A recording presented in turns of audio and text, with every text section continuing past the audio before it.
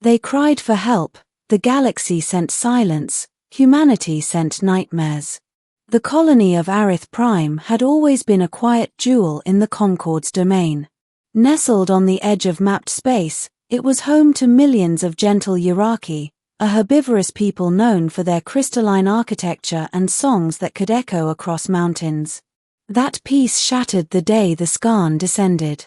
They came in fire and steel, descending in warships that blotted out the suns.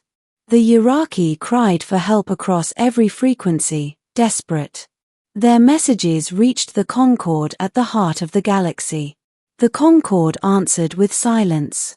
1. Silence in marble halls. In the tribunal chamber, delegates debated as the pleas arrived. Some wrung their hands. Some muttered of sanctions, of the need to study, to negotiate. Others feared provoking the Skarn. It is regrettable, said Councillor Turn of the Arikeli. But to intervene may spark a wider war. Then let us negotiate, another countered. Surely the Skarn can be reasoned with. And so the Yiraki's cries echoed across the chamber, unanswered. Committees were formed. Votes scheduled. The pleas of a dying people were smothered beneath the weight of bureaucracy. The galaxy, proud of its peace, sent silence. 2. The ones who answered. But not all who heard were Concord delegates. On a small, blue world orbiting a yellow star, the messages reached human space. At first, the transmission baffled analysts.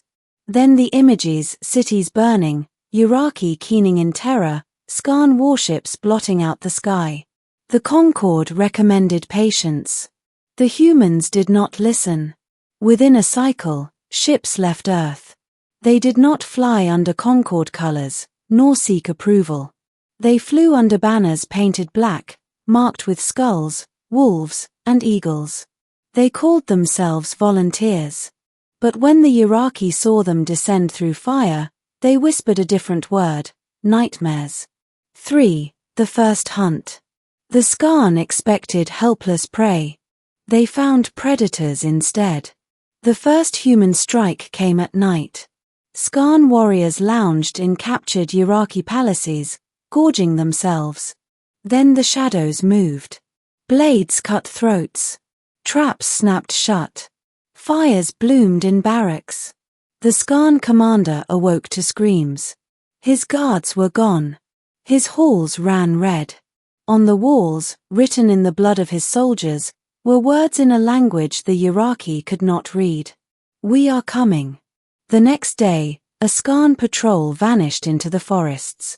When their remains were found, they had been stripped of weapons, armor, even flesh in places, as though dissected. From then on, Skarn soldiers whispered of the dark, of eyes that glowed, of laughter on the wind, of shapes that struck from shadows and vanished again. The Yiraki began to hope. 4. The War of Nightmares. The humans did not fight like the Concord Guard. Where the Guard used precision and restraint, humans used terror. They poisoned food stores. They cut power to warships, then boarded in silence, killing room by room. They planted false signals to lure Skarn forces into ambushes. Entire companies of Skarn soldiers vanished without trace. When their armor was found, it was arranged in grotesque parodies of parades. The Yiraki, gentle and unarmed, watched as their saviors waged war. They expected mercy, diplomacy. Instead, they saw humans at their most primal. One Yiraki elder, trembling, asked a human why they fought with such cruelty. The human adjusted their weapon and answered simply, because they started it. 5. Fear in the Skarn. By the third cycle, the Skarn invasion faltered. Their warriors refused night patrols. They muttered of shadows, of prey that hunted predators. Their commanders, frustrated, demanded explanations. None sufficed. Even their war beasts refused to leave cages when the scent of humans lingered in the air. In desperation, a Skarn general attempted to negotiate through Concord channels. But the Concord, bound by its own paralysis, offered nothing. The humans did not negotiate at all. They sent only a message. Leave, or we will bring the night to your homeworld. 6. The Tribunal's shame. In the Concord chamber, the debate raged. Humans have no authority to act. Councillor Veyrick of the Null protested. They endanger us all. And yet, another delegate whispered, the Yiraki still live. The Concord had done nothing but speak. The humans had acted. And now the galaxy whispered in corridors and marketplaces, when danger comes, do not call the Concord. Call the humans. The Concord had sent silence. Humanity had sent nightmares. 7. The last battle. The Skarn finally withdrew. Their warships limped from Arith Prime, burning, crewed by soldiers broken not by superior fleets but by fear. The humans did not pursue. They stood in the ruined cities, silent among the weeping Yiraki.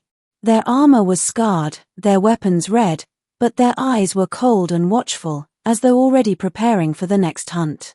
When the Yiraki tried to thank them, the humans shook their heads. Don't thank us, one said. Just remember.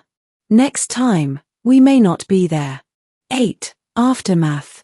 The Yiraki rebuilt, their songs now tinged with sorrow. In every new hall they carved the same inscription. We called, and the galaxy was silent. But the humans came. The Concord, humiliated, tried to censure humanity. But none dared press too hard. The Creel remembered the wars. The Skarn remembered the shadows. And the Yiraki, once gentle, stood beside humanity in every vote. For the first time in millennia, the Concord faced a truth it had long forgotten. Peace was not natural. It was enforced, teeth bared in the dark. And the humans were very good at baring teeth. 9. The final whisper. Years later, an aide asked a human commander why they had answered the Yiraki's plea when the galaxy had not. The human's smile was tired, but their eyes glittered. Because when someone cries for help, you don't send words. You send something scarier than what's hunting them. The aide shivered, realizing that humanity had chosen, not by accident but by instinct, to become the galaxy's nightmares.